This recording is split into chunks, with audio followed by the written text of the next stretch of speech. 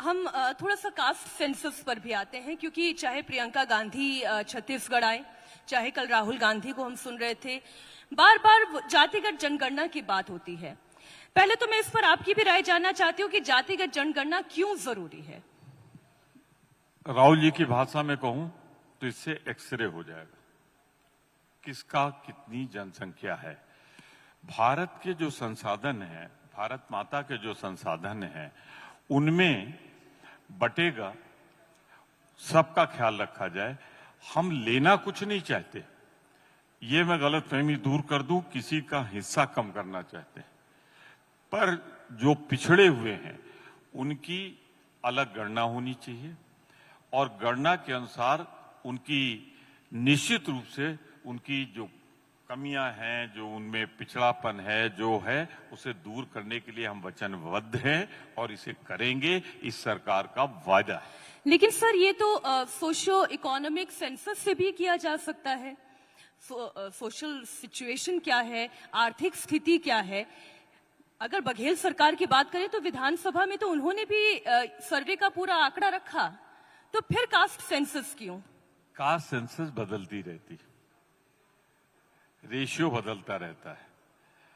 आज अगर हम ये कह रहे हैं कि आज जो भारत के सामने चुनौतियां हैं, इस देश के सामने चुनौतियां हैं, तो आज एक बार जनगणना हो जाए, एक बार कास्ट बेसिस सेंसस हो जाए, इसमें इतना ज्यादा मोदी जी को आपत्ति क्या है? इसमें शिकायत क्यों है उनको? वो डर क्यों रहे हैं? तो मैं तो बहुत साफ कहना चाहता हूं कि मैं पक्षधर था, पक्षधर हूं, और जब तक नहीं हो जाएगा हमारी आवाज उठती रहेगी और जहां जहां हमारी सरकार है हम वहां करेंगे। तब तो फिर सवाल ये आएगा कि 2011 में भी तो किया था, उसके आंकड़े क्यों नहीं पेश किए गए? जो हमने उस समय जनगणना का कहा था हुआ, और सामने हमने वादा किया है कि आज जब से ये बात आई है देश में, हम करेंगे और करने में हम वचनबद्ध हैं। आज भी कह रहे हैं कि हम पूरा करेंगे उसे। मैं ये सवाल सिर्फ एक चैनल की न्यूज एंकर के तौर पर नहीं, पॉलिटिक्स के विद्यार्थी के तौर पर भी आपसे समझना चाहती हूँ। देखिए, आपका इतना लंबा राजनीतिक करियर है, 44 साल, आपने परिवर्तन होते हुए देखा है राजनीति में। आप जैसे पढ़े लिखे नेता, आप हों, शशि थरूर हो, चिदम्बरम हो, मैं बीजेपी की भी बात कर लूं, निर्मला सीतारमण है, जयशंकर है, अश्विनी वैष्णव है, एक लंबी फहरिस्त है ऐसे नेताओं की। आप लोगों को तो ऐसी जमीन एक तैयार करनी चाहिए जिससे आने वाली भावी पीढ़ी जो राजनीति करती है वो जातीय भेद में ना पड़ के बल्कि डेवलपमेंटल पॉलिटिक्स के बारे में बात करे, सोशल स्टेटस के बारे में बात करे।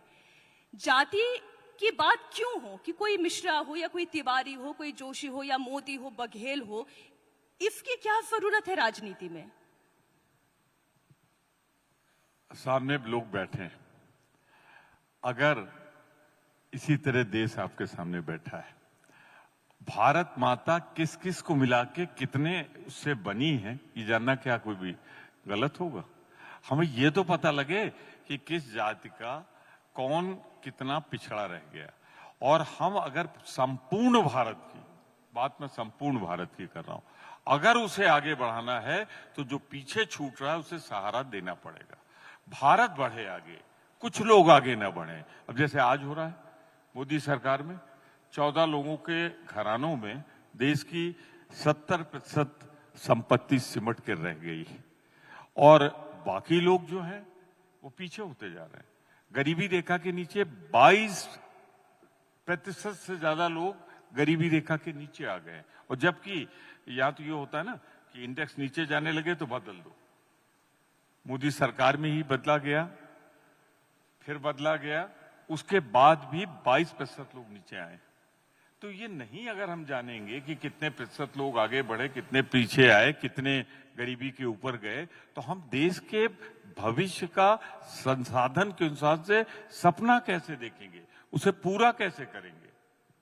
आपकी बात ये सही हो सकती है, तो फिर कांग्रेस ने ये नारा क्यों दिया था, न जात पे न पात पे मुहर लगेगी हाथ पे? या तो तब वो नारा गलत था या फिर आज राजनीति हो रही है?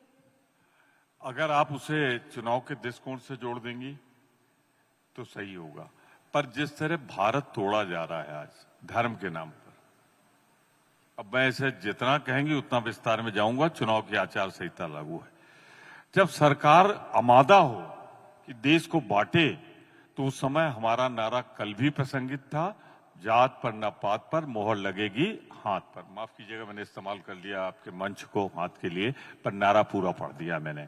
तो हम जाति धर्म के आधार पर राजनीति हो, इसके पक्षधर नहीं है।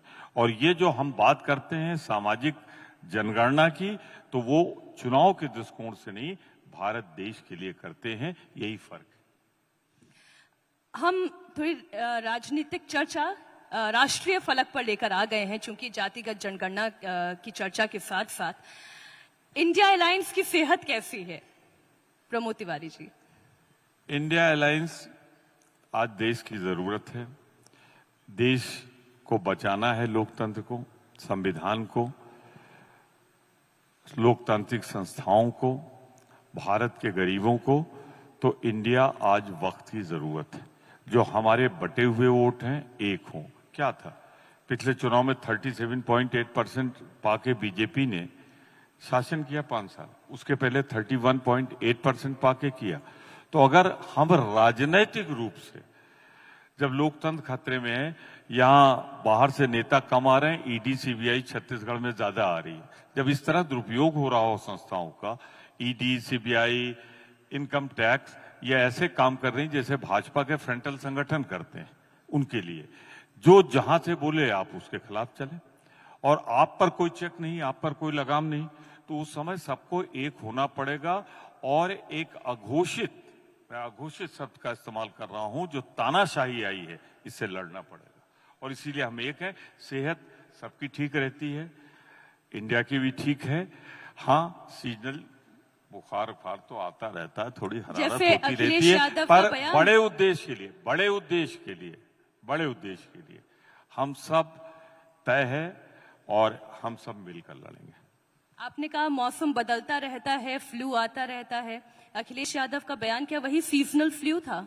देखिए, अगर बयानबाजी ना हो तो राजनीति फिर ठंडी पड़ जाती है। तो बयानबाजी चलने दीजिए, लोगों को भ्रम में रहने दीजिए। अखिलेश जी ने अभी 2 दिन पहले कहा है, इंडिया मजबूत था, इंडिया मजबूत है, इंडिया मिलकर लड़ेगा और भाजपा को हराएगा। अखिलेश यादव के इस बयान को याद रखिए, और कांग्रेस का भी यही बयान है। तो हम दोनों इस मामले में कि पार्लियामेंट का चुनाव पूरी ताकत से एक साथ मिलकर लड़ेंगे। उत्तर प्रदेश में यानी सब कुछ ठीक है, कांग्रेस समाजवादी पार्टी में सब कुछ ठीक है? मैं मानता हूं पूरी तरह ठीक है, बिल्कुल ठीक है। और जैसा मैंने कहा आपसे कि बयानबाजी वगैरह कौन करता है, किस लेवल पे होती, जहां भी होती है, हमको संयमित बोलना चाहिए। वो बोलना चाहिए जो हमको मजबूत करे, कमजोर न करे। अगर कहीं हो गया है तो आगे और ध्यान रखें। मैंने इंडिया अलायंस की सेहत की बात इसलिए की तिवारी जी, क्योंकि मैं आम आदमी पार्टी के नेता सौरभ भारद्वाज का भी एक बयान पढ़ रही थी। उन्होंने कहा कि कांग्रेस दिल्ली और पंजाब छोड़ दे, हम मध्य प्रदेश और राजस्थान छोड़ देंगे। मैं उनसे कुछ नहीं कहना चाहूंगा, क्योंकि मैं वही गलती नहीं करना चाहता जो अभी आप उससे पूछ रही थी। हम दावे के साथ एक चीज कह रहे थे कि अलायंस पूरे देश में होगा, और अलायंस में सारे देश में सारे जो जहां पर जितना ताकतवर है उसके हिसाब से उसे सीटें मिलेंगी। ये हमारी बातचीत चल रही, सीट शेयरिंग की भी बात चल रही। अब दिक्कत ये कि समय से पहले बोल दो तो दिक्कत हो जाती है। अब हमने अपना नाम इंडिया रख लिया तो भारत का संविधान बदलने लगे लोग। कल तक जो कहते थे चक दे इंडिया, जो कहते थे मेक इन इंडिया, चलो इंडिया, बैठो इंडिया, सो जाओ इंडिया, और वो इंडिया नहीं बोलते, और इंडिया बोलते तो खांसी आने लगती है। तो छोड़िए, बहुत सी चीजें हमारी सीक्रेट हैं, वो रहेंगी। हम एकजुट होकर लड़ेंगे। इंडिया अलायंस का चेहरा राहुल गांधी होंगे मोदी के सामने 24 के चुनाव में। आप मुझे राहुल गांधी की प्रशंसक लगती हैं इसलिए कह रही हैं, हम भी हैं, हम भी प्रशंसक हैं। लाखों करोड़ों लोग हैं, और खासतौर से जब से कन्याकुमारी से कश्मीर तक आए हैं तो उनके लिए लोगों की सोच एक बहुत पॉजिटिव हुई है। पर मैं एक चीज आपसे कह दूं, भारत का संविधान क्या कहता है देख लीजिए। मैं तो रोज कोट करता रहता हूं उसे कि पहले पॉलिटिकल पार्टियां लड़ेंगी, पॉलिटिकल पार्टियां लड़ने के बाद अगर बहुमत आया तब तो प्रधानमंत्री की बात होती है। इस बार आएगा, 2/3 बहुमत से इंडिया आएगी। और फिर जब राष्ट्रपति, क्योंकि देश की बात है, वरना राज्यपाल अगर प्रदेश की बात हो, तो बहुमत वाले दल को नेता देंगे। अब भाजपा के लोग नाराज हो गए मुझसे। उन्होंने कहा कि एक ऐसी बारात है जिसमें दूल्हे का पता नहीं। ठीक है, अब कोई बोल रहा है? नहीं बोल रहा है। उसका कारण है, मैंने उनसे कह दिया कि तुम अपना घर सजा के रखना, संवार के रखना, राजनीतिक दुल्हन तैयार रखना। मैं फिर कह दूं, राजनीतिक दुल्हन तैयार रखना। इंडिया का दूल्हा आएगा और शादी धूमधाम से होगी। उसके बाद से उन्होंने बोलना बंद कर दिया। तो उसमें कौन सी दिक्कत की बात है? जब संविधान के अनुसार हम पहले नेता नहीं, संविधान के अनुसार नेता चुना जाता है, उसके बाद तो हम संविधान विरोधी काम क्यों करें? अब वही सवाल जो आपने मुझसे पूछ लिया, मैंने तो यहां नहीं कहा कि आपका दूल्हा कौन है। यहां किसी को पता है मुख्यमंत्री कौन होगा? छोड़िए, जो संविधान के अनुसार है उसी चेहरे पे लड़ा जाता है। आखिरी प्रश्न, प्रमोद जी, कांग्रेस बड़ी बदली बदली नजर आती है, बहुत ज्यादा एग्रेसिव नजर आती है। कभी जो लगता था आज से 5 साल पहले कि कुछ डिफेंसिव मोड में है, अब आप ऑफेंसिव मोड में हैं। ये मोड का स्विच कैसे हुआ?